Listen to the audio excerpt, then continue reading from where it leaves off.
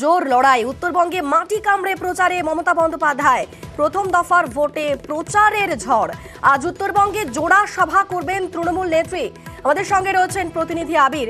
আবির, আলিপুরদুয়ার ও কোচবিহারে মমতা বন্দ্যোপাধ্যায়ের জোড়া সভা, তার বার্তা উত্তরের মাটিকে কতটা শক্ত করবে?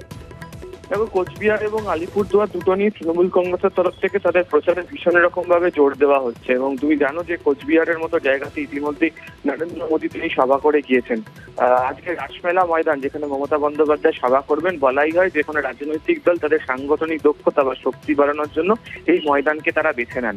এবং তৃণমূল কংগ্রেসের তরফ থেকে আজকে টার্গেট নেওয়া হচ্ছে প্রতি ব্লক থেকে যে পরিমাণ লোক তাদের এখানে জমায়েত হবে, সেক্ষেত্রে তারা রেকর্ড সংখ্যক ভিড় বা জমায়েত নিয়ে তারা আজকে সভা করবেন। এবং যেহেতু 17 তারিখ পর্যন্ত প্রচার চলবে, ফলে আজকের এই সবার ক্ষেত্রে দাঁড়িয়ে তৃণমূল কংগ্রেস হচ্ছে কার্যত শেষ লগ্নের প্রচারে এসে কেন তারা ভোট চাইছে লোকসভা নির্বাচনের ক্ষেত্রে, সেই সংক্রান্ত বিষয়ে বিশেষ বার্তা দিতে পারেন। গত কয়েকদিন ধরে যেভাবে রাজনৈতিক একাধিক পরিস্থিতি তৈরি হয়েছে, যে ধরনের ইস্যু নতুন করে তৈরি হয়েছে, সেই সম্পর্কে তৃণমূল কংগ্রেসের কি অবস্থান, এবং বিশেষ করে গ্রামাঞ্চলের ক্ষেত্রে কেন্দ্রীয় বঞ্চনার মতো ইস্যুকে আরো একবার বিশেষ করে প্রচারের ক্ষেত্রে তুলে আনতে চাইছে হচ্ছে তৃণমূল কংগ্রেস।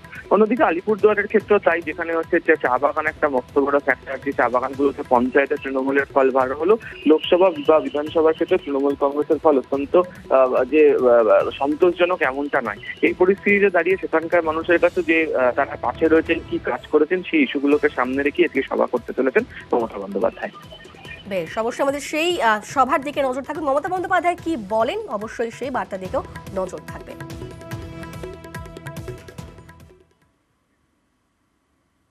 আর এবার দিলীপ ঘোষের খবরের দিকে নজর রাখা যাক। সাত সকালে মাঠে দিলীপ ঘোষ, ব্যাট বল হাতে বর্ধমান দুর্গাপুরের বিজেপি প্রার্থী